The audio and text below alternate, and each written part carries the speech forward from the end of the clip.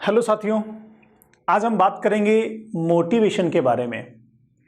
Motivation अर्थात अभिप्रेरणा। हमने अभिप्रेरणा के बारे में पहले थोड़ा सा जाना है। आप याद करो, हम जब अधिगम का परिचय पढ़ रहे थे, अधिगम की संकल्पना पढ़ रहे थे, तब मैंने आपको बताया था कि अधिगम की जो प्रक्रिया की शुरुआत होती है, अधिगम की प्रक्रिया का जो प्रारंभ होता है वो मोटिवेशन से होता है, अभिप्रेरणा से होता है। वह हमने कहा था कि मोटिवेशन जो है वो लर्निंग का हार्ट कहलाता है। किसी भी प्रकार की सीखने की प्रक्रिया मोटिवेशन से होती है। तो मोटिवेशन का अधिगम के साथ बहुत गहरा संबंध है। हमारे सिलेबस में भी दिया हुआ है कि सीखने का मोटिवेशन से क्या संबंध है, किस तरीके से हम अभिप्रेरणा को सीखने की प्रक्रिया में शामिल करेंगे। और एक शिक्षक होने के नाते अभिप्रेरणा का जो कॉन्सेप्ट है वो हम बच्चों के साथ किस प्रकार से डिलीवर करेंगे ताकि हमारे बच्चे ज़्यादा ठीक से सीख पाएँ। तो ये सब कब कर पाएंगे, जब हम कहीं ना कहीं मोटिवेशन की इंपॉर्टेंस को समझ पाएंगे। देखिए दोस्तों, विवेकानंद जी ने भी कहा है कि सच्चा और सफल शिक्षक, जो श्रेष्ठ शिक्षक होता है, वो ये होता है कि जो बच्चों को मोटिवेट करे। अर्थात बच्चों को मोटिवेट करना एक शिक्षक का सबसे बड़ा काम होता है। और एक शिक्षक अगर बच्चों को मोटिवेट कर पाता है तो फिर वह बच्चों को सीखने की प्रक्रिया की शुरुआत कर पाता है। और सीखने की प्रक्रिया अगर बच्चों ने शुरू कर दी तो फिर ऑटोमेटिकली बच्चे आगे बढ़ते जाते हैं। हम सिर्फ उनकी मदद करते हैं, सुविधा प्रदाता या फिर सहयोगकर्ता के रूप में अपनी भूमिका का निर्वहन करते हैं। तो मोटिवेशन क्या है, थोड़ा जानते हैं, किस प्रकार से काम करता है, मोटिवेशन के कितने प्रकार हैं, कौन कौन से इसके एलिमेंट्स हैं, किन किन से मिलकर मोटिवेशन बनता है, कौन कौन से मोटिवेशन के सिद्धांत हैं, क्या क्या चीज़ें हैं जो मोटिवेशन को प्रभावित करती हैं, और एक शिक्षक होने के नाते हम किस प्रकार बच्चों को मोटिवेशन के साथ सीखने की प्रक्रिया में आगे बढ़ाएंगे। इन सारी बातों पे आप चर्चा करेंगे दोस्तों। देखिए, पहली चीज़ जो समझने की है वो ये, आपसे पूछा जाए कि मोटिवेशन का संबंध व्यक्ति के, बालक के विकास के किस पक्ष के साथ में है। तो हमने पीछे पढ़ा कि बालक के विकास के जो पक्ष हैं वो मुख्यतया शारीरिक पक्ष हैं, मानसिक पक्ष हैं, भावात्मक पक्ष हैं, ठीक है, संज्ञानात्मक हैं, सामाजिक हैं, नैतिक हैं, भाषाई हैं, गत्यात्मक हैं। ये जो विकास के पक्ष हैं, विकास के आयाम हैं, इनमें से किस विकास के आयाम के साथ मोटिवेशन या अभिप्रेरणा का संबंध है। तो आंसर क्या होगा? आंसर होगा दोस्तों भावात्मक या इमोशनल या फिर संवेगात्मक पक्ष के साथ। और भावात्मक, इमोशनल और संवेगात्मक पक्ष का संबंध किसके साथ में है? मानसिक विकास के साथ में है। मेंटल डेवलपमेंट के साथ जुड़ा होता है दोस्तों इमोशनल डेवलपमेंट, संवेगात्मक विकास। और संवेग भावों से जुड़े होते हैं, भावनाओं से जुड़े होते हैं, थॉट से जुड़े होते हैं। कहीं ना कहीं डिफरेंट होता है, इमोशन अलग होते हैं और थॉट्स अलग होती हैं, लेकिन फिर भी मिलते जुलते कॉन्सेप्ट हैं जो बालक के भावात्मक व्यवहार के साथ संबंध रखते हैं या फिर बालक के भावात्मक पक्ष के साथ उनका संबंध होता है। तो मोटिवेशन का संबंध किसके साथ में हो गया? मोटिवेशन का संबंध हो गया बालक के भावात्मक पक्ष के साथ। भावात्मक नहीं हो तो संवेगात्मक पक्ष के साथ, संवेगात्मक भी नहीं हो तो फिर मानसिक पक्ष के साथ में मोटिवेशन का संबंध होगा। पहली चीज। दूसरी चीज, मोटिवेशन जो है ये आंतरिक होता है। आंतरिक का मतलब मोटिवेशन की जो प्रक्रिया होती है, प्रोसेस होती है, वो मस्तिष्क में होती है, बाहर प्रत्यक्ष में दिखाई नहीं देती हैं। क्यों नहीं देती हैं बाहर प्रत्यक्ष में दिखाई? क्योंकि भावों के साथ इसका संबंध, और भाव भी अंदर में घटित होते हैं। लेकिन इसके द्वारा जो बदलाव आते हैं, इसके द्वारा जो परिणाम आते हैं, जो व्यवहार में प्रदर्शित होते हैं, और ये व्यवहार कहीं ना कहीं बाहर दिखाई देता है। अर्थात यूं कहेंगे कि मोटिवेशन के कारण जो व्यक्ति के मस्तिष्क में बदलाव आए, मानसिक प्रक्रिया में परिवर्तन आए, वो उसके व्यवहारों में प्रदर्शित होते हैं। हम आसानी से देख सकते हैं कि कौन सा व्यक्ति मोटिवेटेड है और कौन सा व्यक्ति मोटिवेटेड नहीं है। बहुत इंपॉर्टेंट कॉन्सेप्ट है मोटिवेशन का। मोटिवेशन को लेके कई सारे बड़े बड़े सेमिनार्स होते हैं, कई सारे बड़े बड़े ट्रेनिंग प्रोग्राम्स होते हैं, कई सारी बुक्स मोटिवेशन पे लिखी गई हैं। और मोटिवेशन का एक बड़ा कंटेंट है सीखने सिखाने की प्रक्रिया में, और मोटिवेशन का बहुत बड़ा रोल भी है सीखने सिखाने की प्रक्रिया में। हमने पीछे समझा भी था कि मोटिवेशन से ही सीखने की प्रक्रिया की शुरुआत होती है। तो क्या है मोटिवेशन? दोस्तों, मोटिवेशन एक ऐसी आंतरिक हलचल है, ऊर्जा है या फिर उत्तेजना है जो व्यक्ति को किसी भी कार्य को करने के लिए प्रेरित करती हैं, आगे बढ़ाती हैं, पुश करती हैं, मूव करती हैं कि आपको ये काम करना है। इस तरह की भावात्मक स्थिति, इस तरह की संवेगात्मक उत्तेजना या दशा या भाव जो व्यक्ति के मस्तिष्क में बनता है उसे कहा जाता है मोटिवेशन। सिंपल भाषा में समझो, मैं आपको यहां से मोटिवेट करता हूं कि आपको लगातार मेहनत करनी चाहिए, 5 घंटे रोज पढ़ना चाहिए, हर हाल में 5 घंटे पढ़ना चाहिए, और आपने मेरी बात को मान के 5 घंटे पढ़ना शुरू कर दिया, तो फिर आपने 5 घंटे पढ़ना शुरू किया, यहां क्या हुआ, आप में एक नए काम की शुरुआत हुई। किसके कारण हुई? मोटिवेशन के कारण, जो कहां से मिला? मेरे द्वारा आपको मिला। इसके अतिरिक्त कोई व्यक्ति है जो मेरे मोटिवेशन से प्रभावित नहीं होता है, मेरे से प्रभावित नहीं होता है, लेकिन उसको लगता है अचानक ही कि नहीं यार देखो फला व्यक्ति जो है ना वो बहुत आगे बढ़ गया, उसका सिलेक्शन हो गया, बहुत शानदार लाइफ हो गई, और वो लड़की बहुत आगे बढ़ गई, उसकी भी सिलेक्शन हो गई, लाइफ बन गई, मुझे भी कुछ करना चाहिए। उसने किसी को देखकर अपने आप मोटिवेट हुआ और उसने सीखना शुरू कर दिया, 5 घंटे पढ़ना शुरू कर दिया, तो वहां भी 5 घंटे पढ़ने की शुरुआत हो गई। किसी व्यक्ति ने ना किसी को देखा, ना मेरे से उसका कोई कनेक्शन है, लेकिन उसको ऑटोमेटिक लगा कि नहीं मुझे पढ़ना है, मुझे आगे बढ़ना है, और मैं पढ़ूंगा, आगे बढ़ूंगा, तभी मेरा सिलेक्शन होगा, वरना मेरी लाइफ बाकी मेरे साथियों से पीछे रह जाएगी। और उसने 5 घंटे पढ़ना शुरू कर दिया, तो ये भी क्या हुआ, 5 घंटे पढ़ने की शुरुआत हो गई, तो यहां भी मोटिवेशन काम करेगा। 3 तरह की स्थितियां मैंने आपको बताई। पहली स्थिति मेरे द्वारा एक मोटिवेट हुआ, दूसरी स्थिति किसी अन्य व्यक्ति को देखकर स्वयं मोटिवेट हुआ, और तीसरी स्थिति जहां किसी को भी नहीं देखा फिर भी मोटिवेट हुआ। लेकिन तीनों ही स्थितियों में उसने काम करना शुरू किया। कौन सा काम? 5 घंटे रोज पढ़ने का काम शुरू किया। तो दोस्तों इस प्रकार से दैनिक जीवन में कहीं ना कहीं उठते बैठते सोते जागते हम सब मोटिवेट होते हैं, अभिप्रेरित होते हैं, और किसी भी काम की शुरुआत करते हैं। दोस्तों मोटिवेशन का संबंध इस तरह के व्यवहारिक कॉन्सेप्ट के साथ साथ हमारी फिजिकल आवश्यकताओं के साथ भी होता है, बेसिक नीड्स के साथ भी होता है, और सही मायने में तो आवश्यकता से ही मोटिवेशन की शुरुआत होती है, चाहे वो आवश्यकता शारीरिक हो, सामाजिक हो, आर्थिक हो, किसी भी शैक्षिक हो, किसी भी स्तर की हो, लेकिन कोई ना कोई आवश्यकता होती है, नीड होती है, तब जाके मोटिवेशन की शुरुआत होती है। फिर उसके बाद जो आवश्यकता हुई, जो नीड हुई, वो नीड एक हलचल बनाती है, एक स्थिति बनाती है, जिसको हम मनोविज्ञान की भाषा में ड्राइव कहते हैं, चालक कहते हैं। और ये चालक जो बना, ये चालक ड्राइव जो बना, प्रणोद अंतर्नोद जो बना, ये क्या करता है, ये फिर उस आगे और बढ़ता है, और इसकी संतुष्टि के लिए कोई प्रोत्साहन मिलता है, लक्ष्य मिलता है, मंजिल मिलती है।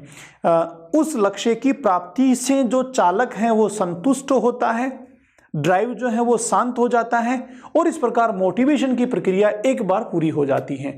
लेकिन ये चक्रीय प्रक्रिया है, फिर से किसी नई आवश्यकता को लेकर फिर शुरू होती है, फिर से वापस आवश्यकता हुई, चालक हुआ और प्रोत्साहन हुआ, तो लगातार चलती रहती है। तो सिंपल सी भाषा में ये हुआ कि रोजाना के व्यवहार में, दैनिक जीवन में, उठने से लेकर सोने तक पता नहीं कितनी बार, पता नहीं किन आवश्यकताओं के लिए, पता नहीं कितने लक्ष्यों के लिए हम मोटिवेट होते हैं और उस काम को पूरा करते हैं, फिर से किसी नए काम के लिए मोटिवेट होते हैं, फिर से कोई नया काम होता है। तो उठने से लेकर सोने तक दैनिक जीवन में मोटिवेशन का बहुत बड़ा और इंपॉर्टेंट पार्ट होता है हम सबकी बेसिक लाइफ में। चलिए आगे समझते हैं कुछ और डिटेल से चीजों को।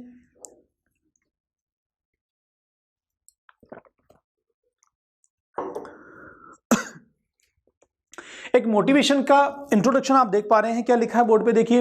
व्यक्ति के शरीर की वह आंतरिक शक्ति है जो एक निश्चित लक्ष्य प्राप्त करने के लिए प्रेरित करती है। इसे मनोविज्ञान में अभिप्रेरणा या मोटिवेशन कहा जाता है।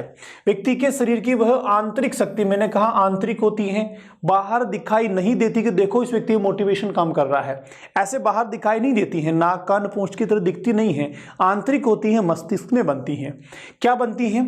एक ऐसी शक्ति है जो एक निश्चित लक्ष्य को प्राप्त करने के लिए प्रेरित करती हैं, मूव करती हैं, पुश करती हैं, और उसे मनोविज्ञान में कहा जाता है मोटिवेशन या फिर अभिप्रेरणा।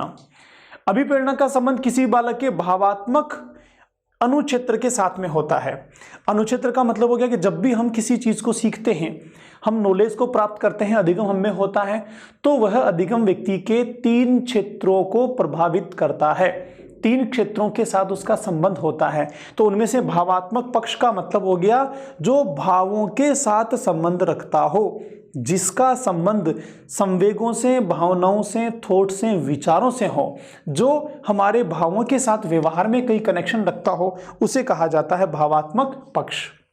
बात करते हैं मोटिवेशन शब्द की। दोस्तों, अभिप्रेरणा जो हिंदी में शब्द होता है उसको इंग्लिश में कहा जाता है मोटिवेशन। मोटिवेशन जो इंग्लिश का वर्ड है ये लैटिन भाषा के मूवियर शब्द से बना है। किससे? मूवियर वर्ड से बना है। और मूवियर वर्ड का इंग्लिश में ट्रांसलेशन होता है टू मूव या टू मोशन, अर्थात गति करना या फिर आगे बढ़ाना। देखते हैं एक बार, हिंदी शब्द अभिप्रेरणा को इंग्लिश में क्या कहते हैं? मोटिवेशन। और इसकी उत्पत्ति किससे हुई है? लैटिन भाषा के शब्द से हुई है, लैटिन वर्ड से हुई है। याद रखना है, आपको कई बार पूछा गया है। लैटिन वर्ड कौन सा है? मूवियर। मूवियर जिसका अर्थ क्या होता है दोस्तों? या तो मूव होता है या फिर मोशन होता है। इन दोनों का ही मतलब क्या हो गया? गति करना या फिर आगे बढ़ना। तो गति करने का, किसको गति करने की बात होती है? गति करने का मतलब हो गया मस्तिष्क में किसी भी नए कार्य को करने के लिए आगे बढ़ाना, गति करना। इस तरह के शब्द से बना है मोटिवेशन। तो मोटिवेशन का मतलब क्या हो गया? एक ऐसी आंतरिक शक्ति जो किसी लक्ष्य की ओर आगे बढ़ने के लिए व्यक्ति को प्रेरित करती हैं, जिसका संबंध भावात्मक अनुक्षेत्र से होता है, जो मस्तिष्क में गति पैदा करती हैं, हलचल पैदा करती हैं किसी निश्चित लक्ष्य की ओर जाने के लिए। आगे देखते हैं, कुछ मनोवैज्ञानिकों ने मोटिवेशन की परिभाषाएं दी हैं, डेफिनेशंस दी हैं। किस तरीके से समझते हैं? पहली डेफिनेशन है साथियों स्किनर की। स्किनर क्या कहते हैं? अभिप्रेरणा अधिगम का सर्वोत्कृष्ट राजमार्ग है। पहले भी मैंने आपसे कहा था, किसका राजमार्ग है? अधिगम का, सीखने का। ठीक है जी, सीखने का।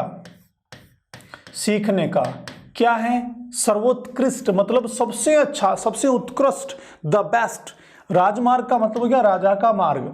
तो राजा के मार्ग को क्या कहते हैं? जो सबसे अच्छा मार्ग हो वो राजा का मार्ग हो गया। तो हाईवे, नेशनल हाईवे भी सबसे टॉप का नेशनल हाईवे हो गया राजमार्ग। तो सीधी सी बात में यह है कि सीखने के लिए कई सारे तरीके हैं, कई सारी चीज़ें उसमें काम करती हैं, प्रक्रिया में कई सारे आयाम होते हैं, कई सारे सोपान होते हैं, लेकिन सबसे बेस्ट, सबसे उत्तम, सबसे अच्छा तरीका क्या होता है? मोटिवेशन। मोटिवेशन। इसलिए मैंने सेशन के शुरू में ही कहा कि उत्कृष्ट शिक्षक वो होता है जो बच्चों को मोटिवेट करता है, क्योंकि मोटिवेशन से बच्चे स्वयं सीखना शुरू कर देते हैं, और जब स्वयं सीखना शुरू करते हैं तो वो खुद लगातार सीखते हुए जीवन में आगे बढ़ते चले जाते हैं। क्योंकि हर जगह शिक्षक, कक्ष और ये शैक्षिक माहौल तो बच्चे को नहीं मिल सकता ना, ये तो औपचारिक माहौल है, हमने बनाया है, लेकिन हर जगह तो बच्चे को नहीं मिलेगा। इसलिए मोटिवेट कर देने के बाद ये माहौल ना मिले तो भी बच्चा स्वयं सीखता रहता है। इसलिए स्किनर ने कहा कि अभिप्रेरणा सीखने के मामले में सर्वोत्कृष्ट राजमार्ग कहलाता है। चलते हैं एक और डेफिनेशन की ओर। किसकी है? गुड महोदय की है। क्या कहते हैं गुड महोदय? अभिप्रेरणा किसी भी क्रिया को जारी, प्रारंभ एवं नियमित रखने की आवश्यकता है। आवश्यकता है मतलब इसके बिना कोई भी कार्य प्रारंभ नहीं होगा, पहली चीज। दूसरा, वो जारी नहीं रहेगा और वो नियमित भी नहीं हो पाएगा। सीधी भाषा में क्या कहें हम कि किसी भी काम की शुरुआत करने के लिए, उसको जारी रखने के लिए और वापस से नियमित करवाने के लिए किसकी आवश्यकता होती है? अभिप्रेरणा की आवश्यकता होती है। कौन कहते हैं ऐसा? गुड महोदय ऐसा कहते हैं। एक बार फिर से देखते हैं, अभिप्रेरणा किसी भी क्रिया को जारी, प्रारंभ और नियमित, 3 चीजें हैं, इनकी आवश्यकता है, इसके बिना ये नहीं हो सकता है। एक और डेफिनेशन एटकिंसन की है। क्या कहते हैं एटकिंसन? अभिप्रेरणा व्यक्ति के कार्य करने की प्रवृत्ति है। किसकी प्रवृत्ति है साहब? कार्य करने की प्रवृत्ति है, क्योंकि कोई भी कार्य बिना मोटिवेशन के शुरू होता ही नहीं है, बिना मोटिवेशन के वह जारी ही नहीं होता है, और बिना मोटिवेशन के नियमित भी नहीं हो पाता है। पीछे की मोटिवेशन को जोड़ के देखें, इसकी गुड की परिभाषा को जोड़ के देखें तो एटकिंसन के साथ कहीं ना कहीं शामिल हो रही है। कोई भी कार्य जब पूरा होगा, जब वह शुरुआत होगी उसकी, जब वो जारी होगा और आगे लक्ष्य तक पहुंचेगा। इसीलिए एटकिंसन ने कह दिया कि किसी भी कार्य के करने की प्रवृत्ति को कहा जाता है मोटिवेशन या फिर अभिप्रेरणा। एक और डेफिनेशन है क्रेच व क्रेचफील्ड की। देखिए क्या कहते हैं क्रेच व क्रेचफील्ड, अभिप्रेरणा क्यों रूपी प्रश्न का उत्तर देती है। किसका आंसर साहब, क्यों रूपी, मतलब कोई भी काम क्यों करें, कोई भी काम क्यों करें, इसका जो आंसर आएगा वो कहीं ना कहीं मोटिवेशन होगा। देखो कैसे समझते हैं क्रेचफील्ड को। आपसे कोई पूछेगा रीट की तैयारी आप पढ़ाई क्यों कर रहे हो, आरपी सर के साथ सीडीपी क्यों पढ़ रहे हो, तो क्यों पढ़ रहे हो, क्यों पढ़ रहे हो, आपका आंसर होगा रीट में सिलेक्शन के लिए, रीट में सिलेक्शन के लिए। तो आपका रीट में सिलेक्शन के लिए पढ़ रहे हैं, तो क्यों रूपी आंसर का, क्यों रूपी प्रश्न का उत्तर हो गया रीट में सिलेक्शन के लिए। अच्छा रीट में सिलेक्शन क्या है, आपका लक्ष्य है, आप उसके लिए मोटिवेटेड हैं इसलिए पढ़ रहे हैं। तो आप किसी को भी कोई क्वेश्चन पूछेंगे आप यह काम क्यों कर रहे हैं, उसका जो आंसर आएगा वो क्या है, मोटिवेशन है। अर्थात मोटिवेशन किसी लक्ष्य की ओर लगातार किया जाने वाला व्यवहार होता है जो आंतरिक होता है, मानसिक होता है। तो क्रेच और क्रेचफील्ड क्या कहते हैं कि मोटिवेशन किसी भी क्यों रूपी प्रश्न का उत्तर होती है। ये कुछ परिभाषाएं दोस्तों हमने समझी 4 व्यक्तियों की। इन चारों व्यक्तियों के आधार पर मोटिवेशन को लेकर कुछ बातें हैं, मैं एक बार फिर से कॉमन रिपीट करता हूं। पहली चीज मोटिवेशन आंतरिक मानसिक शक्ति है। दूसरी चीज मोटिवेशन किसी भी कार्य को करने के लिए आवश्यक होता है। तीसरी चीज मोटिवेशन के द्वारा कोई भी कार्य शुरू होता है, वह जारी होता है और नियमित हो पाता है। मोटिवेशन किसी भी लक्ष्य के लिए लगातार नियमित किए जाने वाला कार्य है, अर्थात किसी भी क्यों रूपी प्रश्न का आंसर भी उसी से निकलेगा। तो दोस्तों इन डेफिनेशंस के माध्यम से भी कहीं ना कहीं मोटिवेशन की सारी विशेषताएं हमारे सामने स्पष्ट हो पा रही हैं। आगे चलते हैं। मोटिवेशन के सोपान कौन कौन से हैं, कौन कौन से स्टेप्स हैं जिससे मोटिवेशन पूरा होता है। देखिए जहां सोपान की बात होती है साथियों, तो सोपान का मतलब होता है कि किन किन चीज़ों से मिलकर अमुक चीज बनी है वो कहलाता है सोपान। जैसे मैं कहूँ चाय में कौन कौन से इंटीग्रेंट्स हैं, चाय के कौन कौन से एलिमेंट हैं, चाय के कौन कौन से सोपान हैं, तो हम कहेंगे दूध भी है, पानी भी है, हमने उसको बॉईल भी किया है, अदरक भी डाली है, तो ये सारी चीज़ें मिलके चाय बनी। तो ऐसे ही हम कह देंगे कि एलिमेंट मोटिवेशन जो है, मोटिवेशन पूरा किन किन चीज़ों से मिलके बना वो उसके सोपान हो गए। जहाँ सोपान शब्द आ जाता है वहाँ पर एक निश्चित क्रम होता है, एक निश्चित क्रम होता है। बिना निश्चित क्रम के सोपान नहीं होते। वो सोपान चाहे तो बढ़ते हुए हो सकते हैं, क्रम कोई सा भी हो सकता है, लेकिन सोपान होंगे एक निश्चित क्रम में होंगे और निर्धारित होंगे। वो सारे पूरे हुए बिना वह प्रक्रिया पूरी होगी ही नहीं, ये होता है सोपान। तो मोटिवेशन के अभिप्रेरणा के सोपान कौन कौन से हैं दोस्तों, 3 सोपान हैं। मैंने पीछे आपसे बात भी की थी। पहला सोपान है आवश्यकता, जिसको हम कहते हैं नीड। दूसरा सोपान है प्रणोद अंतर्नोद, जिसको हम कहते हैं ड्राइव, चालक भी होता है। और तीसरा सोपान है प्रोत्साहन इंसेंटिव। ये तीनों सोपान मिलके साथियों मोटिवेशन की प्रक्रिया को पूरा करते हैं, या फिर मोटिवेशन इन तीनों से मिलके ही बनता है। देखिए पहला है हमारा आवश्यकता या फिर नीड। हम समझते हैं आवश्यकता और नीड का मतलब क्या हुआ। आवश्यकता को अगर हम शरीर के साथ में जोड़ के देखें तो शरीर में जो आवश्यकता होती है, जैविकीय संरचना में जो आवश्यकता होती है, उसके लिए 2 बातें कही जाती हैं कि किसी चीज की, पदार्थ की अधिकता या फिर कमी के कारण आवश्यकता उत्पन्न होती है, आवश्यकता की स्थिति बनती है। एग्जाम्पल लेके समझते हैं। जैसे मान लीजिए किसी व्यक्ति में ऊर्जा चाहिए शरीर को चलाने के लिए। अब ऊर्जा कम पड़ गई, खत्म हो गई, ऊर्जा नहीं रही, तो आवश्यकता है और ऊर्जा प्राप्त करने की। और ऊर्जा प्राप्त करने के लिए क्या तरीका है, क्या साधन है, भोजन। तो ऊर्जा के लिए आवश्यकता है किसकी, भोजन की। तो भोजन क्या हो गया, नीड हो गया, आवश्यकता हो गई। अब हमारे शरीर को कैसे पता चलेगा कि भाई हमें भोजन की आवश्यकता है, और शरीर को पता चल भी गया तो शरीर मस्तिष्क को कैसे सूचना पहुंचाएगा, क्योंकि भोजन की व्यवस्था करने का काम तो किसका है, मस्तिष्क का है। यही सारा मैनेजमेंट करता है, यही मास्टर कंट्रोल है पूरी बॉडी का। तो शरीर में जो ही ऊर्जा की कमी हुई तो शरीर ने क्या करा, मस्तिष्क में एक ऐसी हलचल पैदा करी, एक ऐसी उत्तेजना या स्थिति या भाव पैदा करा जो कमी के लिए बना है। तो हमने उसको कह दिया चालक, हमने उसको कह दिया चालक, प्रणोद या अंतर्नोद कि साहब भोजन की कमी हो गई थी शरीर में, इस भोजन की कमी को पूरा करने के लिए एक अलग से उत्तेजना बनी है, हलचल बनी है, स्थिति बनी है, और मनोविज्ञान में उसको हमने कह दिया चालक। और अगर भोजन के साथ ऊर्जा के साथ बात करें तो यहां हो जाएगा भूख। क्या हो जाएगा जी? हंगर। भोजन की आवश्यकता है, उसकी प्राप्ति के लिए जो मस्तिष्क में हलचल बनी, उत्तेजना बनी, एक भाव या दशा बनी, हमने उसको कह दिया भूख। अब ये भूख लगी तो जो ही भूख लगी, हमें हंगर फीलिंग हुई, तो मस्तिष्क तुरंत काम करना शुरू करेगा कि क्या करें, कैसे भोजन मिले, कहाँ से कैसे व्यवस्था करें भोजन की। और जो ही इसने सर्च किया, भोजन की इसकी प्राप्ति हो गई। जो ही प्राप्ति हुई तो जो प्राप्ति हुई उस प्राप्ति का परिणाम क्या हो गया? जो उत्तेजना बनी थी चालक के रूप में वो शांत हो गई, जो हलचल बनी थी वो शांत हो गई। तो हम क्या कहेंगे? चालक जो है वो शांत हो गया। किससे शांत हुआ? किससे वो समाप्त हुआ? वो समाप्त हुआ प्रोत्साहन से, इंसेंटिव से। तो जो भोजन मिला वो भोजन क्या हो गया? वो हो गया इंसेंटिव। तो 3 महत्वपूर्ण पहलू हो गए। पहली, शरीर में आवश्यकता हुई। दूसरी, उस आवश्यकता की स्थिति को प्रदर्शित करने के लिए मानसिक या आंतरिक हलचल या उत्तेजना हुई। और तीसरी, उस मानसिक हलचल या उत्तेजना को समाप्त करने के लिए जो पदार्थ चाहिए था वो मिला, तो प्रोत्साहन हो गया। भाई इस तरीके से 3 सोपानों के माध्यम से हमारी यह अभिप्रेरणा की जो प्रोसेस है ये पूरी होती है। इसे कहा जाता है अभिप्रेरणा के सोपान, स्टेप्स ऑफ मोटिवेशन। एक बार फिर से देखते हैं। पहला है नंबर 1 कौन सा हो जाएगा भाई? नंबर 1 हो जाएगा सर इसमें आपका भोजन। नंबर 2 हो जाएगा आपका, नंबर 2 हो जाएगा प्रनोद, और नंबर 3 हो जाएगा प्रोत्साहन। ये क्रम है, ये आपको ध्यान रखना है। इसी सीक्वेंस में चलेगा जिस सीक्वेंस में यहां पर दिया हुआ है। तो नंबर 1 क्या हो जाएगा? आवश्यकता। नंबर 2 हो जाएगा आपका प्रनोद। नंबर 3 हो जाएगा प्रोत्साहन। ये एरोस बने हुए हैं, इसी क्रम में ये चीज चलेगी जिस क्रम में यहां पर दिया हुआ है। आगे चलते हैं, नेक्स्ट समझते हैं तीनों सोपानों को कि आवश्यकता क्या होती है, किस किस प्रकार काम करती हैं, कितने प्रकार की होती हैं।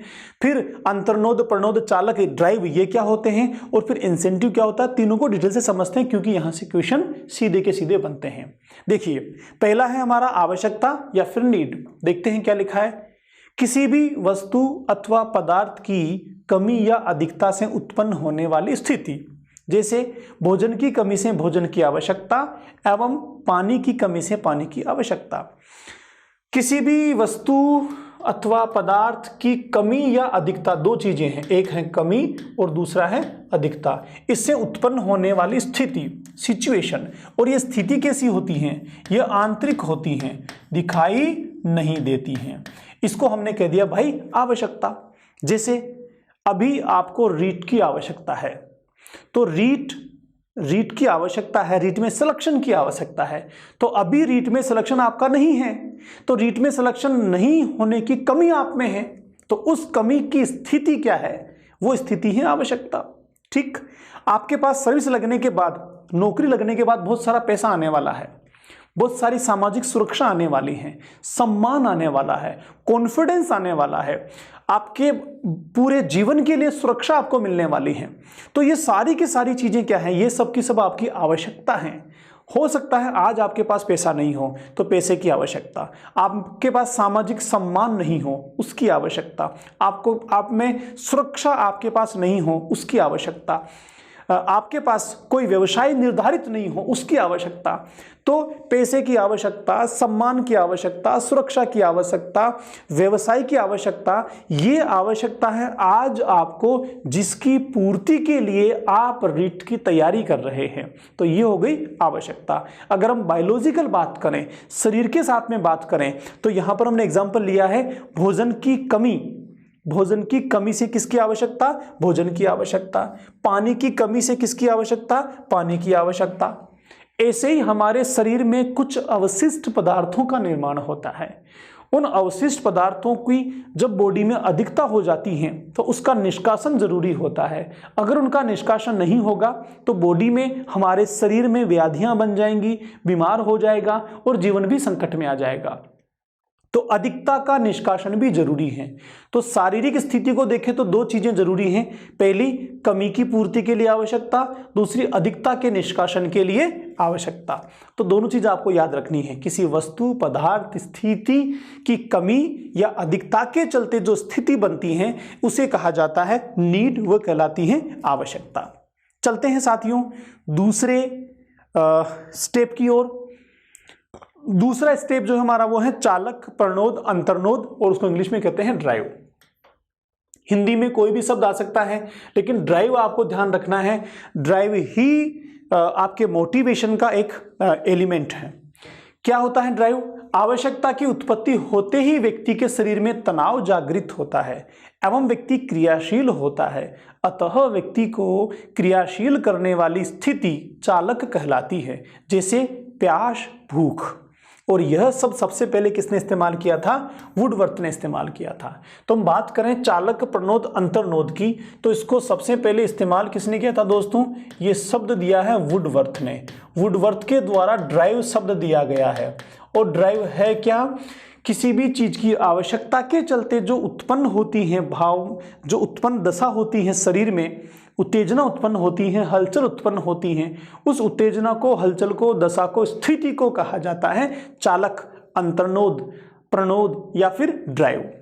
ठीक है। जैसे भोजन की आवश्यकता के लिए उत्पन्न होने वाली जो स्थिति है हम उसको भूख कहते हैं। पानी की आवश्यकता के लिए उत्पन्न होने वाली जो स्थिति है उसको हम प्यास कह देते हैं। ऐसे ही नींद की आवश्यकता के लिए उत्पन्न जो स्थिति होती है, आराम की आवश्यकता के लिए जो उत्पन्न स्थिति होती है हम उसे नींद कह देते हैं। ऐसे ही काम की आवश्यकता के लिए तो हमने उसको वासना कह दिया है। तो इस प्रकार से एक ऐसी स्थिति जो व्यक्ति के आंतरिक अंतः क्रिया में होती है, और यह स्थिति क्या करती है, यह भाव क्या करती है, व्यक्ति को क्रियाशील बनाती है। भूख लगी, व्यक्ति क्रियाशील होगा भोजन पाने के लिए। प्यास लगी, व्यक्ति क्रियाशील होगा पानी प्राप्त करने के लिए। नींद आने लगी तो व्यक्ति क्रियाशील होगा आराम करने के लिए। तो ये जो चालक होता है ये व्यक्ति को क्रियाशील बनाता है, आगे बढ़ाता है उस काम को करने के लिए, उसके मोटिव को प्राप्त करने के लिए, प्रोत्साहन को प्राप्त करने के लिए। ठीक है सर, किसने सब दिया? ये वह दिया हमारे वुडवर्थ ने। अब जो हमने चालक बना मस्तिष्क में, शरीर में ड्राइव बना, ये ड्राइव किस ओर जाएगा? ये जाएगा प्रोत्साहन की ओर। जैसे भूख लगी तो भूख से क्या चाहिए? भोजन। तो भोजन क्या हो गया? प्रोत्साहन। प्यास लगी तो प्यास किससे मिटेगी? पानी से। तो पानी क्या हो गया? प्रोत्साहन हो गया। देखते हैं इंसेंटिव। आवश्यकता की पूर्ति होने पर व्यक्ति को प्रोत्साहन की प्राप्ति हो जाती है, प्रोत्साहन की प्राप्ति हो जाती है, और इसे हम कहते हैं प्रोत्साहन, इंसेंटिव इसको कहा जाता है दोस्तों। क्या कहा जाता है? इंसेंटिव। किसको कहेंगे? आवश्यकता की पूर्ति होने पर। और इसका परिणाम क्या होता है? जो ही इंसेंटिव प्राप्त होता है, जो चालक होता है हमारा, या प्रणोद होता है, चालक कहें या प्रणोद कहें, वो क्या हो जाता है? वो शांत हो जाता है, वो धीमा हो जाता है, उसकी जो तीव्रता होती है वो कम हो जाती है। जैसे भोजन मिल गया तो भूख शांत हो गई, पानी मिल गया तो प्यास शांत हो गई। ठीक है। तो आपसे अगर पूछा जाए कि प्रणोद, अंतर्नोद या चालक की गति कम करने वाला, को शांत करने वाला, की संतुष्टि करने वाला क्या होता है, तो आंसर होगा प्रोत्साहन। ठीक है सर। चालक या प्रणोद को उत्पन्न होने के लिए कौन जिम्मेदार है? किसके कारण उत्पन्न होता है चालक या प्रणोद? तो आंसर होगा नीड या आवश्यकता। किसी भी कमी की अधिकता या कमी के चलते जो भाव या दशा बनती है वो क्या होती है? तो आंसर होगा आवश्यकता या फिर नीड। आवश्यकता का प्रारंभ और आवश्यकता का अंत प्रोत्साहन होता है, दोनों के बीच में क्या होता है? तो आंसर क्या हो जाएगा? चालक हो जाएगा। लैंग्वेज किसी भी तरीके से घुमा के पूछी जा सकती है, क्वेश्चन कैसे भी चेंज करके लैंग्वेज को आपसे पूछा जा सकता है। कॉन्सेप्ट अगर क्लियर है तो आप आसानी से इसका आंसर कर पाएंगे। जो स्थिति मैंने एग्जाम्पल के साथ आपको समझाई, इसको आप आपके हिसाब से किसी अन्य सिचुएशन में भी सेट करके देखें तो मुझे लगता है आपको ठीक से बातें समझ में आ पाएगी। तो दोस्तों ये हुआ मोटिवेशन की परिभाषाएं और मोटिवेशन के एलिमेंट जिनसे मोटिवेशन बनता है। अब हम बात करते हैं मोटिव की, ड्राइव की, प्रणोद या चालक की, कि वो क्या होता है, वो कितने प्रकार के होते हैं और किस प्रकार वह काम करता है। इससे पहले एक बार हम देखते हैं कि अभिप्रेरणा जो है, मोटिवेशन जो है वो कितने प्रकार का होता है। दोस्तों मोटिवेशन मुख्यतः दो प्रकार का होता है, एक सकारात्मक, दूसरा नकारात्मक। अभिप्रेरणा जो है वो दो प्रकार की होती है, नेगेटिव एंड पॉजिटिव। देखो किसको नेगेटिव कहेंगे, किसको पॉजिटिव कहेंगे, सिंपल भाषा में समझिए। आपने बच्चे से कहा कि बेटा वेरी गुड, आप बहुत अच्छा पढ़ रहे हो, अगर आपने टेस्ट में 10 में से 10 अंक प्राप्त किए तो मैं आपको टॉफी दूंगा, पेन दूंगा या पेंसिल दूंगा। ठीक, बच्चे ने आपके इस तरह के मोटिवेशन से, पेंसिल या फिर टॉफी के लालच में, इस प्रोत्साहन के लिए बच्चे ने पढ़ना शुरू किया और 10 आउट ऑफ 10 मार्क्स उसने गेन कर लिए, हासिल कर लिए। आपने उसको पेंसिल दे दी या टॉफी दे दी, जो भी आपने प्रॉमिस किया था वो उसको दे दिया। अब बच्चा क्यों पढ़ा? बच्चा पढ़ा आपके द्वारा दिए गए प्रोत्साहन के कारण, आपके द्वारा दिए गए मोटिवेशन के कारण। एक स्थिति। दूसरी स्थिति, आपने बच्चों से कहा कि भाई आपका टेस्ट है, आपको पढ़ना है, आपको पूरे मार्क्स लेके आने हैं। सभी बच्चों को कहा, सामान्य बात कही, बस आगे कुछ भी नहीं बोले। अब कुछ बच्चे जो हैं वो तो ठीक है देख लेंगे यार, होगा जो, कोई खास बात नहीं। लेकिन एक बच्चा है सोचा कि नहीं, मुझे पढ़ना है और मुझे पूरे मार्क्स लेने हैं। क्यों लेने हैं? कि मुझे चीज़ों को सीखना है, सीखना जरूरी है। और उसने बिना किसी आपके कहे, बिना किसी बाहरी मोटिवेशन के, दबाव के, लालच के, प्रोत्साहन के, खुद ने ही पढ़ना शुरू किया, खुद ने ही पढ़ना शुरू किया और 10 आउट ऑफ 10 मार्क्स लेकर आया। दो सिचुएशन, एक पहली सिचुएशन जहां आपके पेन, पेंसिल या टॉफी के कारण बच्चा 10 मार्क्स लेकर आया। दूसरी सिचुएशन जब आपने बाहर से कुछ भी नहीं कहा, बच्चा स्वयं प्रेरणा से, आंतरिक प्रेरणा से 10 आउट ऑफ 10 मार्क्स लेकर आया। दोनों ही जगह परिणाम एक जैसे हैं, दोनों ही जगह मोटिवेशन काम कर रहा है, दोनों ही जगह सीखने की प्रक्रिया की शुरुआत मोटिवेशन से ही हुई है, दोनों ही जगह कार्य के प्रारंभ में मोटिवेशन ही है। लेकिन there are 2 types of motivation, one is inner और self motivation created inside of the learner, that is positive motivation, and other is outer motivation which given by you, that is negative motivation। बहुत simple सी बात, दो तरह का हो गया भाई, एक हो गया नकारात्मक, दूसरा हो गया सकारात्मक। हमने किसको कहा नकारात्मक? जो बाहर से दिया आपने वो नकारात्मक, और जो बच्चे में स्वयं में बना वो सकारात्मक। क्लियर हो गया?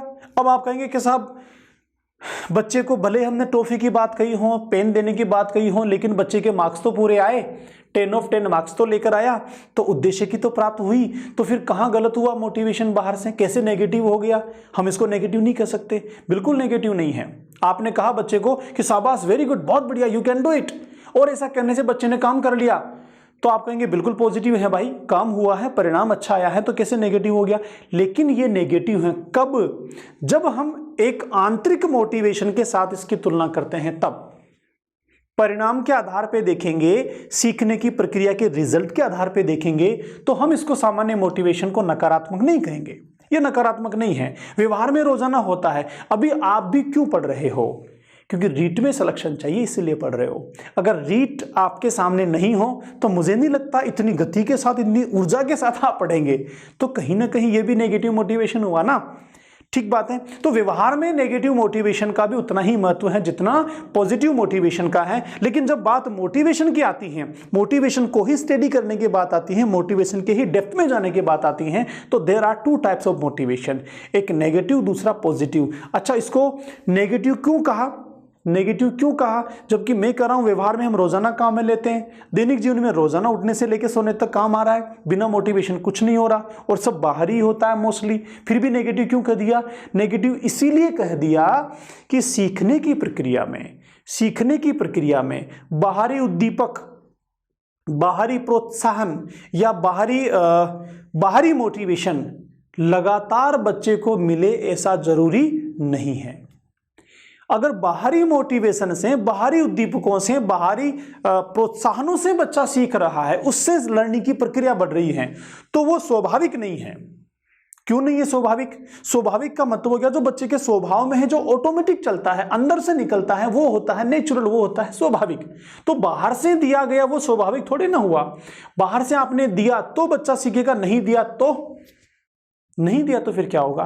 आपने कहा नहीं कोई टॉफी नहीं, कोई पेंसिल नहीं, कुछ नहीं मिलेगा, टेस्ट भी नहीं होगा आपका, तो फिर तो हो गए ना सीखने की प्रक्रिया बाधित। कैसे सीखेगा बच्चा? इसीलिए जब दोनों को साथ बात करते हैं तो बाहर से दिया जाने वाला नेगेटिव कहलाता है और जो खुद में बनता है वो पॉजिटिव कहलाता है। साथियों, ये फर्क है दोनों में। अब एक शिक्षक होने के नाते हमें क्या करना चाहिए? शिक्षक होने के नाते हमें यह करना चाहिए कि भले ही अगर हमें आवश्यकता हो बाहरी मोटिवेशन की प्रारंभ में तो हमें दे देना चाहिए, कोई दिक्कत नहीं है। लेकिन धीरे धीरे धीरे धीरे इस स्थिति पर बच्चे को लाना चाहिए कि बिना बाहरी मोटिवेशन के बच्चा खुद अंदर से मोटिवेट हो, इनर मोटिवेशन बने और खुद अपने काम को आगे बढ़ाएं, खुद सीखने की प्रक्रिया में आगे बढ़ें, तब जाके कहीं सही मायने में मोटिवेशन कहलाएगा। अदरवाइज सही मायने में मोटिवेशन नहीं होगा। चलिए थोड़ा और समझते हैं कुछ तथ्यों के साथ। क्या लिखा है देखो, जब व्यक्ति किसी भी कार्य को अपने सुख, आनंद एवं संतोष की प्राप्ति के लिए करता है तो उसे सकारात्मक अभिप्रेरणा कहते हैं। जैसे एक बालक कविता रचना के द्वारा आनंद की प्राप्ति करता है, खुद कर रहा है अपने लिए। कैसे? उससे क्या मिल रहा है उसको?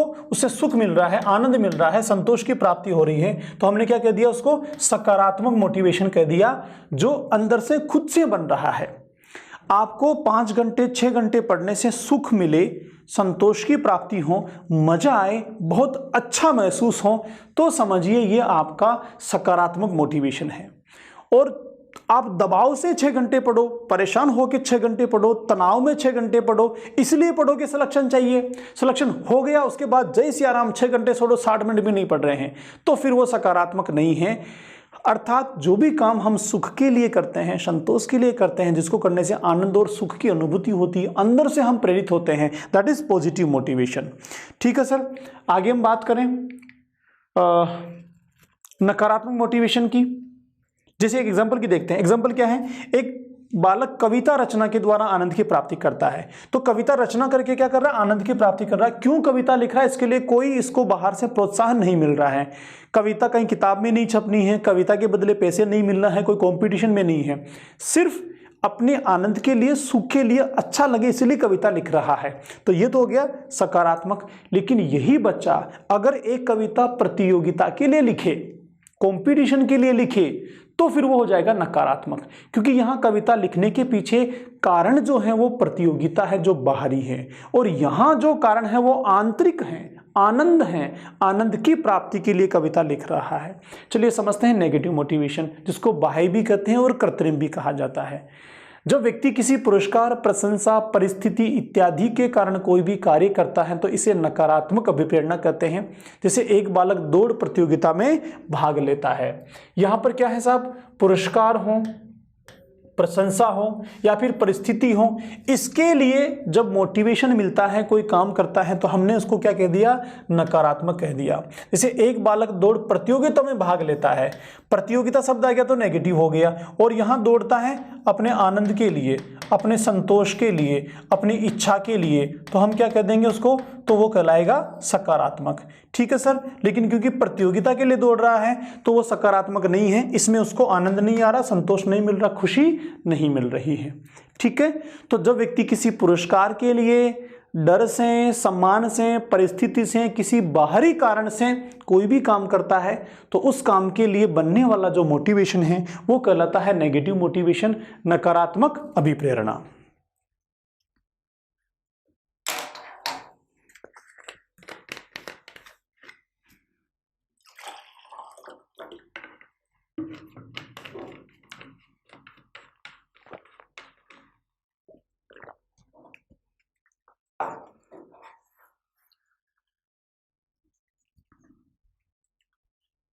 अब दोस्तों आगे बात करते हैं अभिप्रेरक की, जिसको हमने कहा था पीछे प्रणोद, अंतर्नोद या ड्राइव।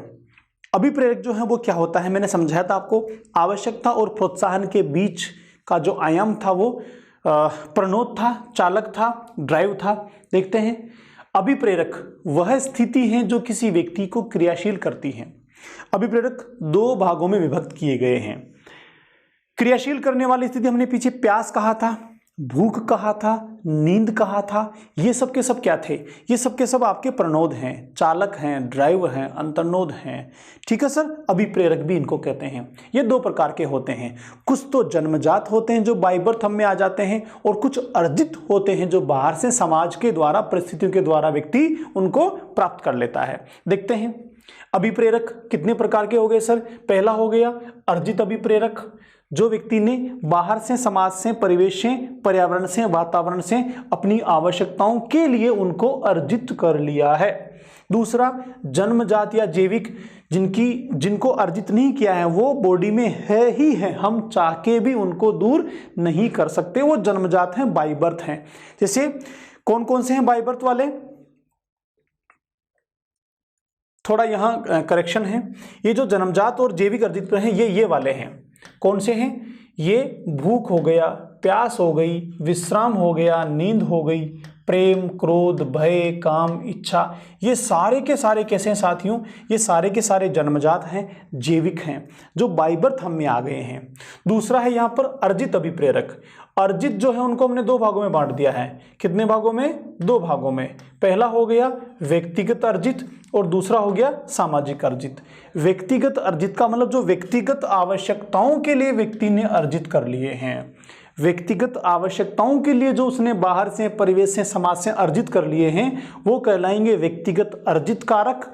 और दूसरा है सामाजिक अर्जित अभिप्रेरक, जो समाज की आवश्यकताओं के लिए व्यक्ति ने अर्जित कर लिए हैं, हम उनको कहेंगे सामाजिक आवश्यकता के लिए, अर्थात सामाजिक अभिप्रेरक। ठीक है सर, इस प्रकार से दो मुख्य प्रेरकों के प्रकार हो गए। देखिए पहले की बात करते हैं, जन्मजात या जैविक। वह अभिप्रेरक जिन्हें व्यक्ति जन्म से प्राप्त करता है एवं प्रकृति प्रदत्त होते हैं, इन्हें जैविक अभिप्रेरक कहते हैं। जैसे भूख, प्यास, विश्राम, नींद, प्रेम, क्रोध, भय, काम, इच्छा आदि। कैसे हैं जी? प्रकृति प्रदत्त हैं, बाय बर्थ हैं, जन्मजात हैं, इन्हें व्यक्ति जन्म से ही प्राप्त करता है और इन्हें अलग नहीं किया जा सकता। जैसे भूख अगर नहीं लगेगी व्यक्ति को तो फिर जीवन ही संकट में हो जाएगा, प्यास नहीं लगेगी, नींद नहीं आएगी तो व्यक्ति का जीवन ही संकट में हो जाएगा। लोग दवाइयाँ लेते हैं, मेडिसिन लेते हैं इन प्रेरकों को, इन मोटिव्स को लगातार शरीर में बनाए रखने के लिए, क्योंकि ये आवश्यक हैं, जन्मजात हैं, बाय बर्थ हैं।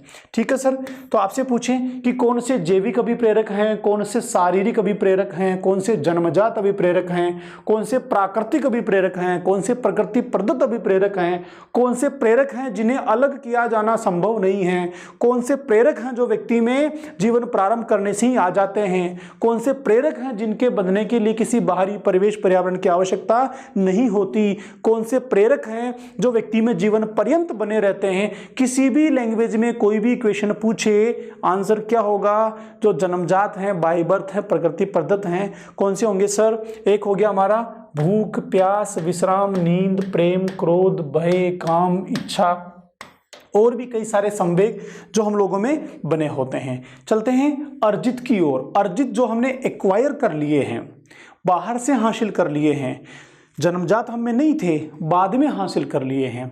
अर्जित, इन्हें दो भागों में बांटा गया है। पहला है सर व्यक्तिगत अर्जित। व्यक्तिगत अर्जित क्या हो गया? इसमें किसी भी व्यक्ति की निजी आवश्यकताओं पर आधारित होते हैं। किस पर?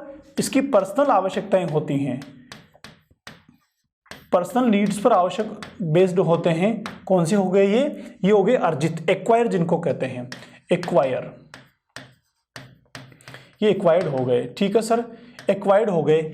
इसमें कौन सा है? पहला हो गया लक्ष्य, दूसरा हो गया आदतें, तीसरा आकांक्षा और चौथा अचेतन प्रेरणा। थोड़ा समझते हैं क्या क्या होते हैं। लक्ष्य को हम इंग्लिश में कहेंगे गोल्स। ठीक है सर, जैसे अभी आपका गोल है, अभी आपका एम है क्या? रीट में सिलेक्शन होना।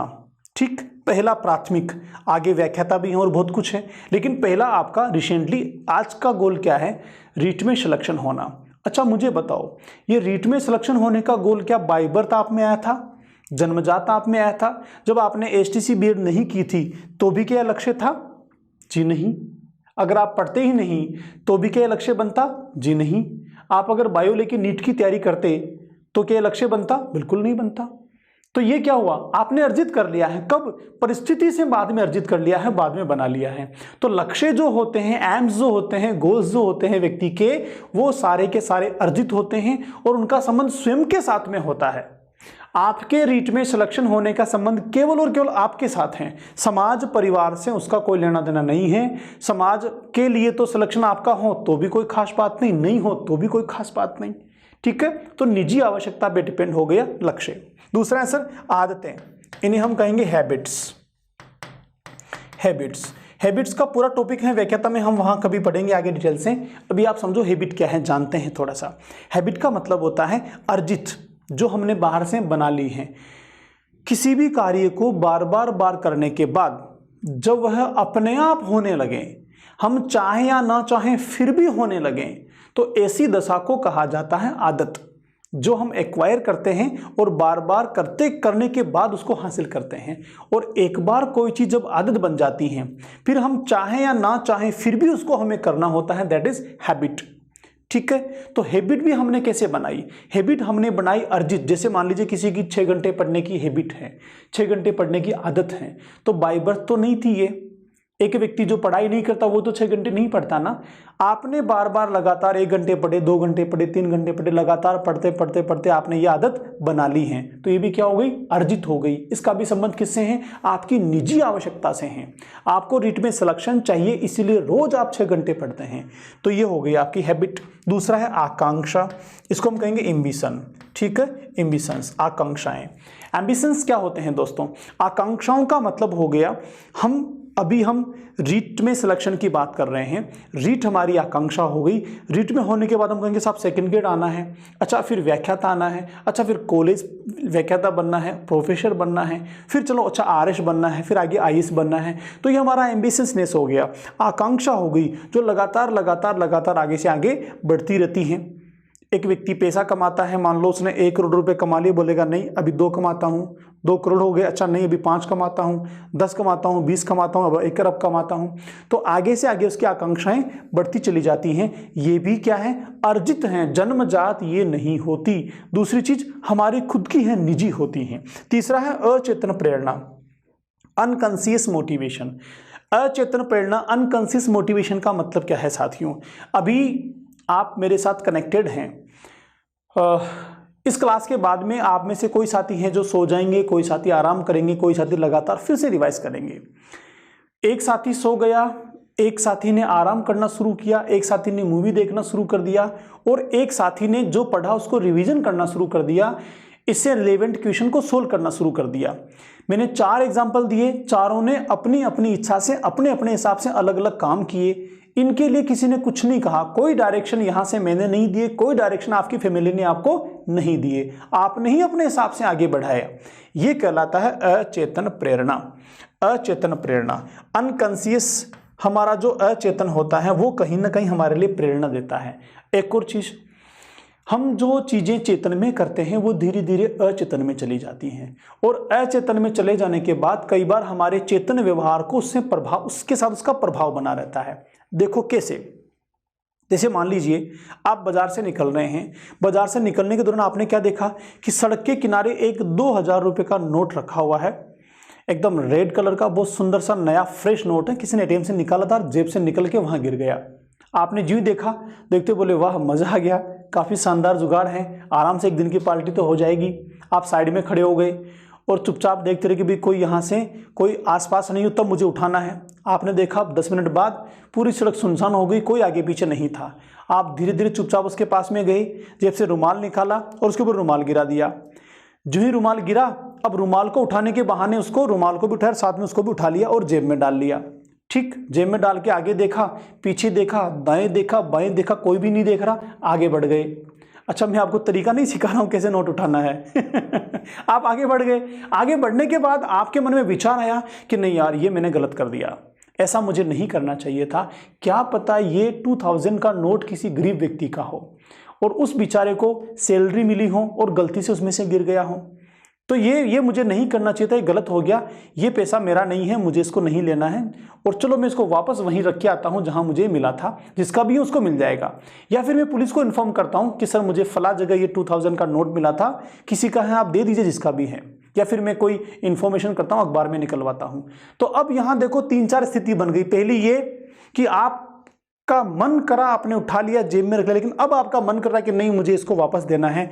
तो अब जो वापस देने का भाव आप में आया, ये कहां से आया?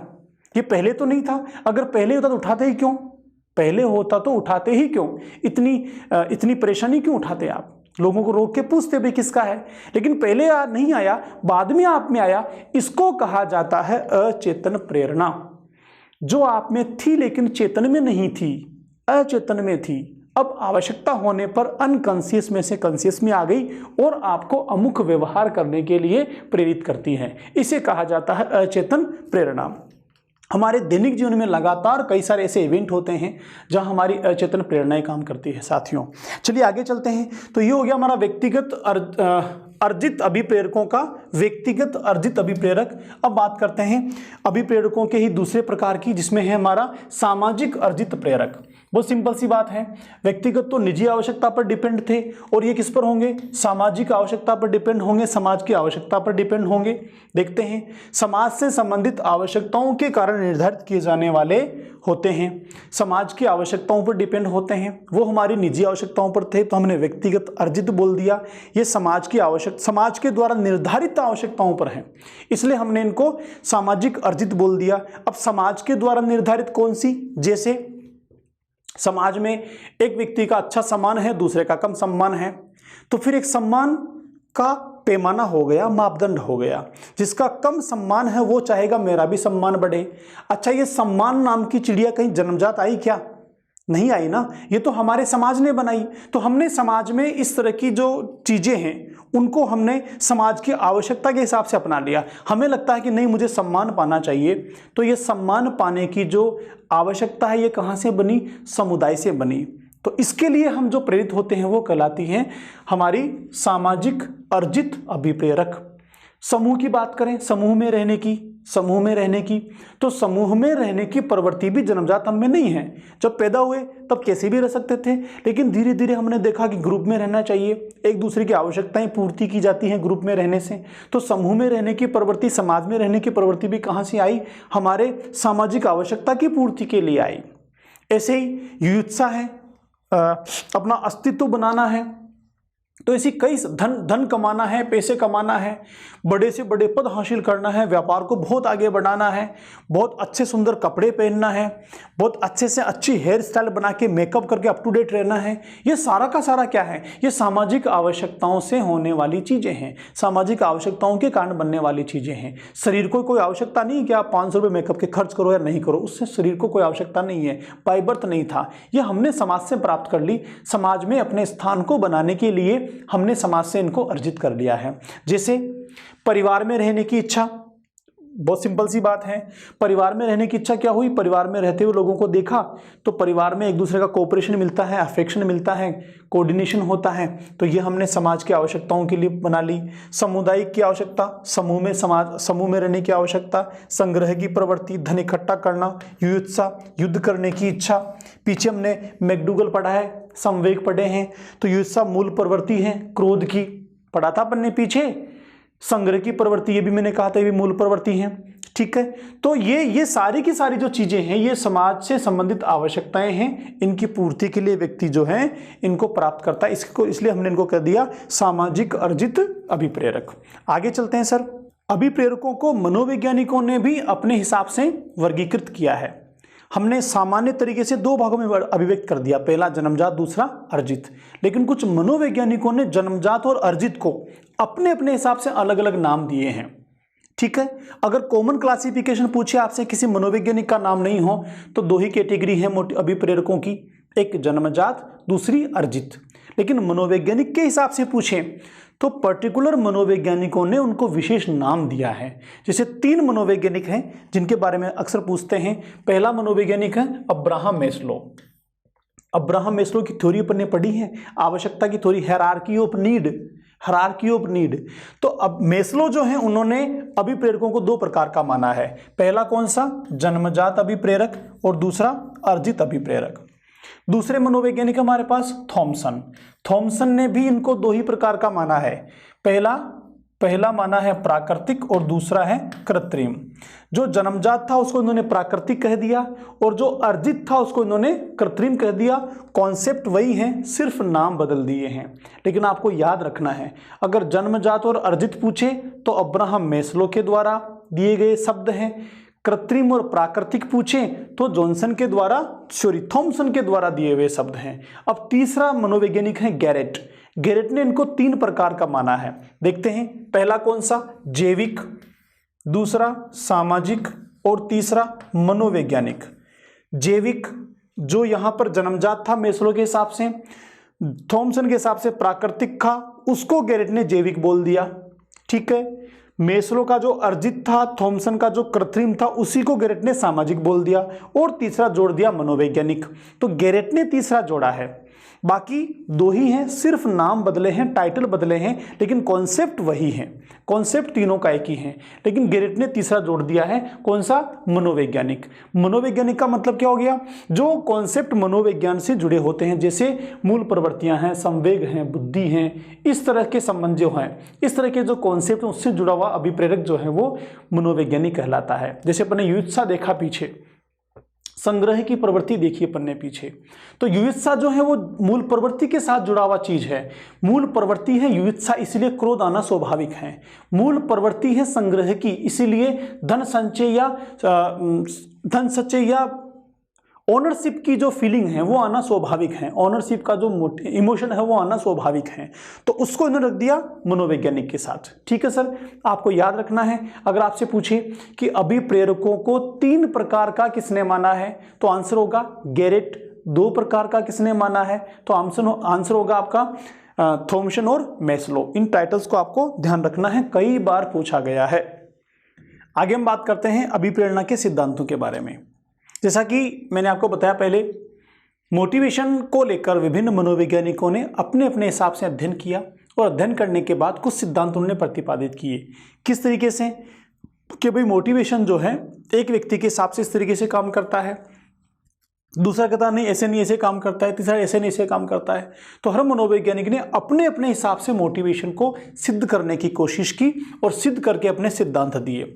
उनमें से पहला हमारा सिद्धांत है सोलोमन व कॉर्बेट के अनुसार। किसके अनुसार साथियों? सोलोमन व कॉर्बेट के अनुसार। सोलोमन व कॉर्बेट के अनुसार क्या कहते हैं सोलोमन व कॉर्बेट? सोलोमन व कॉर्बेट कहते हैं विरोधी प्रक्रिया का सिद्धांत। देखो क्या है विरोधी प्रक्रिया, थोड़ा समझते हैं। व्यक्ति मतलब हम अपने आप में समझते हैं कि हम जो चीजें हमें अच्छी लगती हैं उनको तो करते हैं और जो अच्छी नहीं लगती उनको हम नहीं करते हैं। तो हम एक ही हैं, हमारे अंदर ही 2 तरह की प्रक्रियाएं चल रही हैं, एक किसी काम को करने के लिए, दूसरी किसी काम को नहीं करने के लिए। ठीक है, तो एक प्रक्रिया तो हुई किसी काम को करने के लिए हो गई और दूसरी प्रक्रिया हो गई नहीं करने के लिए।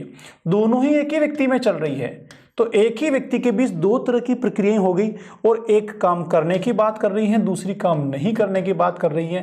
तो हमने इसको कह दिया विरोधी प्रक्रियाएं। क्या कह दिया सर? विरोधी प्रक्रियाएं। ऐसा किसका मानना है? ऐसा मानना है सोलोमन व कॉर्बेट का। क्या कहते हैं? सुख की प्राप्ति एवं दुख से बचना, मतलब सुख वाले काम को तो हम करना चाहते हैं और दुख वाले काम से हम बचना चाहते हैं। देखो समझते हैं कैसे। मान लीजिए मैं आपसे कहूं कि आपको 6 घंटे लगातार रोज मेहनत करनी है रीट में सिलेक्शन के लिए। 6 घंटे नहीं पढ़ेंगे तो थोड़ा मुश्किल है, क्योंकि बाकी सारे बच्चे मोर देन 6 आवर्स रोजाना पढ़ रहे हैं। चलिए, अब आपने मेरी बात को मान लिया, मोटिवेट हो गए, पूरी तरह से डिसाइड कर लिया कि बस हर हालत में आज मुझे 6 घंटे पढ़ना ही पढ़ना है, नहीं तो मैं आज सोऊंगा ही नहीं। स्ट्रॉन्ग डिसीजन हो गया, पढ़ना शुरू कर दिया। जो ही पढ़ते पढ़ते 4 घंटे हुए, 5 घंटे हुए, 5 घंटे के बाद फिर स्थिति गंभीर हो गई। अब बोला कि नहीं यार बहुत ज़्यादा हो गया, बस आज तो हम सो ही जाते हैं। अब आपके साथ 2 मनोदशा बन रही हैं। एक मनोदशा तो ये कि चलो सो जाते हैं, कोई बात नहीं, कल हम पढ़ लेंगे, 6 घंटे कौन देख रहा है, 5 घंटे पढ़ तो लेना, ये कौन सा कम है। तो एक इच्छा हो रही है कि सो जाएं, लेकिन तभी दूसरी इच्छा होती है कि नहीं, सर ने कहा है और ज़रूरी भी है, सही कहा है, अगर हम नहीं पढ़ेंगे तो कैसे पार पड़ेगी, समय बहुत कम रह गया है। तो एक इच्छा हो रही है सोने के लिए और दूसरी हो रही है पढ़ने के लिए। जो सोने के लिए हो रही है वो तो क्या कर रही है, सुख की प्राप्ति के लिए, और जो पढ़ने के लिए कर रही है वो दुख से बचने के लिए कर रहा है। तो दोनों चीज़ें यहाँ पर है। एक ही व्यक्ति में दो मनोदशाएं हैं, जो सोने की इच्छा हो रही है वो सोने के लिए प्रेरित कर रही है, और जो पढ़ने की इच्छा हो रही है वो पढ़ने के लिए प्रेरित कर रही है। तो एक ही व्यक्ति में जब दो तरह के विचार बनते हैं, दो तरह की मनोदशा बनती हैं, दो तरीके से दो अलग अलग विपरीत काम करने की इच्छा होती है, तो उसे सोलोमन व कॉर्बेट ने कह दिया विरोधी प्रक्रिया का सिद्धांत। दूसरी थ्योरी दोस्तों मैकडूगल की, हमने पढ़ा है पीछे मैकडूगल को। मैकडूगल ने मूल प्रवृत्ति का सिद्धांत दिया है। मैकडूगल ने संवेगों से संबंधित, प्रत्येक संवेग से संबंधित किसी न किसी मूल प्रवृत्ति को माना है। तो मैकडूगल क्या कहते हैं कि व्यक्ति में जन्मजात मूल प्रवृत्तियां होती हैं, और ये मूल प्रवृत्तियां उसको किसी भी काम को करने के लिए प्रेरित करती हैं। क्लियर हुआ? मैकडूगल क्या कहते हैं, मूल प्रवृत्तियां उसको काम करने के लिए प्रेरित करती हैं, इसीलिए वो प्रेरित होता है, वरना प्रेरित नहीं होता। ठीक है, देखते हैं मूल प्रवृत्तियों के जनक किसको कह दिया हमने, मैकडूगल को। किसी भी व्यक्ति में जन्म से ही विद्यमान वह मूल प्रवृत्तियां जिनके प्रशिक्षण की आवश्यकता नहीं होती, उन्हें मूल प्रवृत्तियां कहा जाता है। मैकडूगल के अनुसार किसी भी बालक में जन्म के समय 14 प्रकार की मूल प्रवृत्तियां विद्यमान होती हैं, एवं यह 14 संवेगों से संबंधित होती हैं। देखो पहले मूल प्रवृत्ति की डेफिनेशन क्या है। ऐसी प्रवृत्ति जिसके लिए प्रशिक्षण की आवश्यकता नहीं होती, वो मूल प्रवृत्ति है। हमें भूख लगती है, भोजन की इच्छा, भोजनान्वेषण पढ़ा हमने पीछे मूल प्रवृत्ति। इसके लिए प्रशिक्षण की आवश्यकता होती है क्या? नहीं, ऑटोमेटिक बनती है। बच्चे के पैदा होने के कुछ समय बाद ही बनना शुरू हो जाती हैं। हमें जिज्ञासा होती है, युत्सा होती है, ये सारी की सारी क्या है, मूल प्रवृत्तियां हैं। ऐसी प्रवृत्तियां जिनके प्रशिक्षण की आवश्यकता नहीं होती, प्रकृति प्रदत्त होती है, हम में जन्मजात होती हैं, उन्हें कहते हैं मूल प्रवृत्तियां, बेसिक इंस्टिंक्ट। ये जो बेसिक इंस्टिंक्ट है ये 14 प्रकार की होती है। प्रत्येक मूल प्रवृत्ति किसी न किसी संवेग को जन्म देती हैं। तो फिर मैकडूगल क्या कहते हैं कि मूल प्रवृत्तियां जो है ना वही संवेगों को बनाती हैं, और वही किसी भी प्रकार का काम करने के लिए, कोई भी क्रिया करने के लिए व्यक्ति को प्रेरित करती हैं। चलिए तीसरा सिद्धांत किसका है? तीसरा है उपलब्धि अभिप्रेरणा सिद्धांत, डेविड डी.सी. मैकीलैंड का। ये हार्वर्ड यूनिवर्सिटी के प्रोफेसर हैं। उन्होंने हार्वर्ड यूनिवर्सिटी में सबसे पहले अचीवमेंट मोटिवेशन को काम में लिया। क्या कहते हैं ये? किसी भी व्यक्ति को उसकी पूर्व उपलब्धियां नवीन उपलब्धियों के लिए निरंतर अभिप्रेरित करती हैं। कोई भी व्यक्ति पूर्व उपलब्धियों के द्वारा नवीन लक्ष्यों का निर्धारण करता है। देखो वो सिंपल सी बात है, अचीवमेंट मोटिवेशन, उपलब्धि अभिप्रेरणा। उपलब्धि का मतलब जो हमने हासिल कर लिया है, जो हमारे पास अचीवमेंट पहले से हैं, उन अचीवमेंट्स को कहते हैं उपलब्धि अभिप्रेरणा। ये अचीवमेंट्स किसके रूप में काम करते हैं? ये अचीवमेंट्स मोटिवेशन के रूप में काम करते हैं। बस यही थ्योरी है। क्या किसी व्यक्ति ने पिछली बार नीट का एग्जाम दिया और मान लो उसके 59.9% बनी, केवल 0.1 से वो रह गया, तो पिछले बार का 59.9 क्या है? उसका अचीवमेंट है। वो उसको इस बार मोटिवेट कर रहा है कि इस बार तो मैं 70% लेकर आऊंगा। पिछली बार 0.1 से रहा था ना, इस बार मैं 70% लेकर आऊंगा। आपका रीट में सिलेक्शन हो गया। सिलेक्शन होने के बाद आपने जॉब ज्वाइन कर लिया। अब आपका जो लेवल 1 या 2 में सिलेक्शन हुआ, ये आपका क्या है? अचीवमेंट है। अब आप नेक्स्ट ईयर जब सेकंड ग्रेड की वैकेंसी आती है, उसके लिए प्रिपरेशन करते हैं, तो अब आपका जो अचीवमेंट है लेवल 1 या 2 में, वो आपको मोटिवेट करता है सेकंड ग्रेड के एग्जाम देने के लिए। आपका सेकंड ग्रेड में भी एग्जाम हो गया। अब आप व्याख्याता की प्रिपरेशन करते हैं, फिर से आरपी सर के साथ आते हैं साइकोलॉजी सीखने। वहाँ एजुकेशन साइकोलॉजी है, शिक्षा मनोविज्ञान सिखाऊंगा मैं आपको वहाँ पर। तो शिक्षा मनोविज्ञान सीखने फिर से आते हैं, वहाँ पर सेकंड ग्रेड जो है आपका अचीवमेंट है, और वो मोटिवेट करता है आपको व्याख्याता बनने के लिए। बस यही थ्योरी है डेविड डी.सी. मैकीलैंड की, अचीवमेंट मोटिवेशन की, उपलब्धि प्रेरणा की। सिंपल सी बात है और बहुत कॉमन सी बात है कि कोई भी व्यक्ति पूर्व उपलब्धियों के द्वारा नवीन लक्ष्यों को निर्धारित करता है। लेवल 1-2 में सिलेक्शन आपकी पूर्व उपलब्धियां हैं, तो आप नेक्स्ट टारगेट करेंगे। ठीक है, चलिए आगे चलते हैं। उपलब्धि अभिप्रेरणा का सिद्धांत हार्वर्ड यूनिवर्सिटी के मनोवैज्ञानिक डेविड डी.सी. मैकीलैंड ने 1961 में प्रतिपादित किया। उपलब्धि अभिप्रेरणा से तात्पर्य एक लेख अभिप्रेरणा है, जिससे प्रेरित होकर व्यक्ति इस ढंग से कार्य करता है कि उसे उसमें अधिक से अधिक सफलता दिला सके। देखो लेख का मतलब हो गया जिसे रिकॉर्ड किया जा सकता है, जिसको लिखा जा सकता है, उसको कहा जाता है लेख। मतलब ऐसी अभिप्रेरणा जो रिकॉर्डेड होती हैं। ठीक है, जिसको हम लिख सकते हैं, रिकॉर्ड कर सकते हैं या उसको माप सकते हैं। इस तरह की अचीवमेंट को कहा जाता है अचीवमेंट, और वो व्यक्ति को अगले सफलता वाले कार्यों के लिए प्रेरित करती हैं। अचीवमेंट मोटिवेशन क्या है, इसकी एक परिभाषा है, किसने दी है, मंटा फर्नाल्ड ने। मंटा फर्नाल्ड जो है अचीवमेंट मोटिवेशन के लिए क्या कहते हैं, उपलब्धि अभिप्रेरणा से तात्पर्य श्रेष्ठता के विशेष स्तर को प्राप्त करने की इच्छा से होता है। किसको, श्रेष्ठता के विशेष स्तर को। विशेष क्यों कह दिया, एक स्तर तो पहले से है, उस स्तर से और आगे जाने के लिए।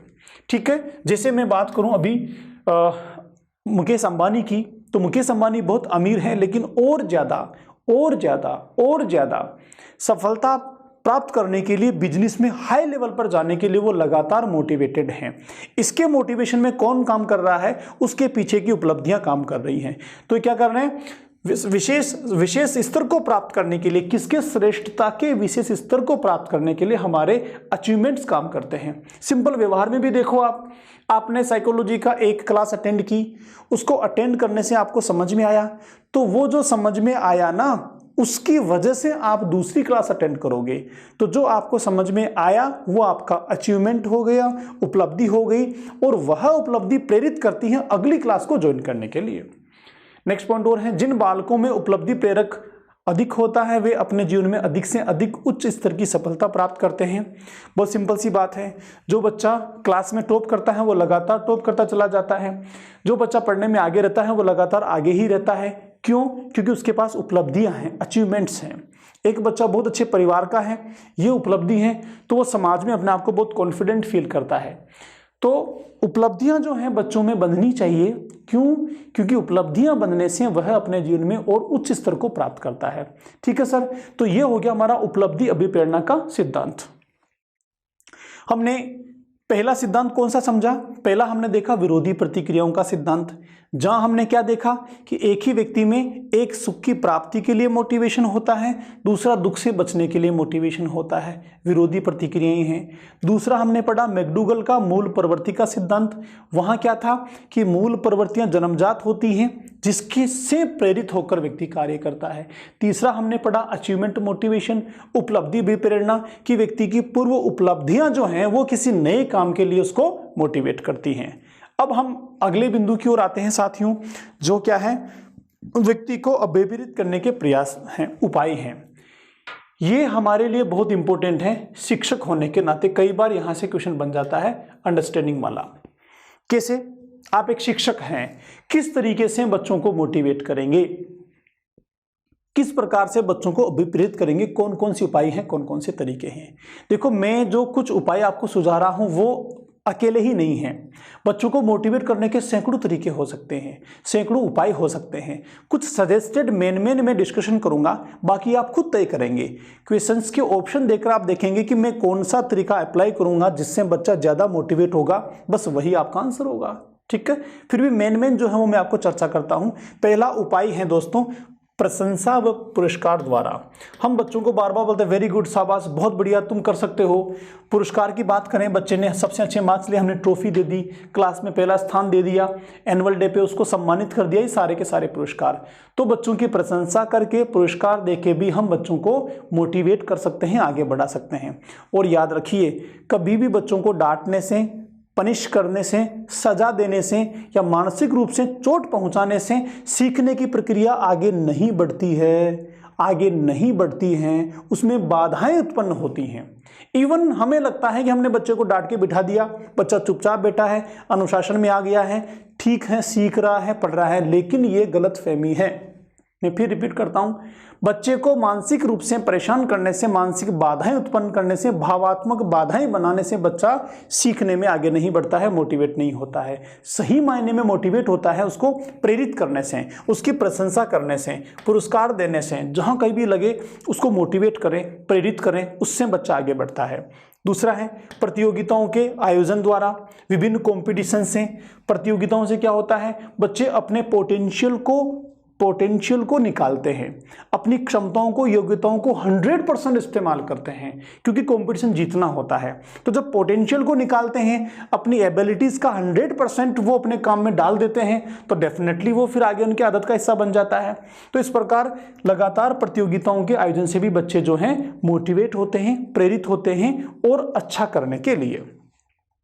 सफलता के आभास के द्वारा मैं आपको लगातार कहता रहता हूं कि एक बार नौकरी लगने के बाद बहुत अच्छा पैसा आपको मिलेगा, बहुत शानदार लाइफस्टाइल आपकी होगी, किसी का रिश्ता नहीं हो रहा है तो वो भी हो जाएगा, बहुत अच्छा सम्मान आपको मिलेगा, समाज में सुरक्षा मिलेगी, बहुत अच्छा महसूस आप करेंगे, आंतरिक रूप से सुकून और खुशी आपको मिलेगी। ये क्या है? अभी मैंने 5 6 7 बातें बोली, ये मैंने आभास करवाया किसका? सफलता का, शिक्षक बनने के बाद। ऐसे आप बच्चों के साथ भी कर सकते हैं कि बेटा अगर आप पहली रैंक आए, आप 100% मार्क्स लाए या बहुत अच्छा कर पाए तो आपका सम्मान होगा, ये हैं जो भी हैं, सफलताओं का आभास करवा के। नवाचारों के प्रयोग द्वारा बहुत इंपॉर्टेंट है। शिक्षक होने के नाते हम लगातार ऐसे इनोवेशंस करें, शिक्षा में नए व्यवहार लाएं, नई तकनीक लाएं, नई पद्धतियां लाएं, जिससे बच्चे मोटिवेट हों, रुचि बने और सीखने की गति में तेजी आ सके। दृश्य श्रव्य सामग्रियों के प्रयोग के द्वारा TLM जो होता है, teaching learning material, TLM, teaching learning material, इसमें कई सारा मटेरियल होता है, कई सारी सामग्री होती है। उनमें से एक है जिसको देखकर सीखते हैं, दूसरी जो सुनकर सीखने में मदद करती हैं, दृश्य श्रव्य कहलाती हैं, विजिबल ऑडिबल मटेरियल।